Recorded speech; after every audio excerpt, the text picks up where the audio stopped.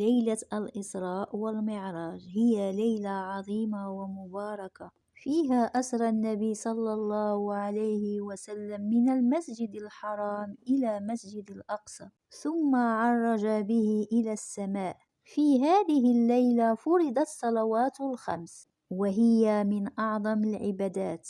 تعتبر ليلة الإسراء والمعراج من المعجزات النبي صلى الله عليه وسلم. هي ليلة مباركة، فاغتنموا الفرصة بقيامها وصوم نهارها، وهي توافق دائما 7 من شهر راجب. في هذا المقطع سنذكركم بموعد صيام إسراء والمعراج لسنة 2026 ميلادي، الموافق لسنة 1447 هجرية. تابعوا الفيديو إلى الأخير ولا تنسوا المشاركة مع الأصدقاء حتى تعم الفائدة. موعد ليلة الإسراء والمعراج 2026. ومتى نصوم الإسراء والمعراج؟ يبدأ إحياء ليلة الإسراء والمعراج 2026 من مغرب الخميس 26 راجب 1447 هجرية، الموافق 14 يناير 2026 ميلادية.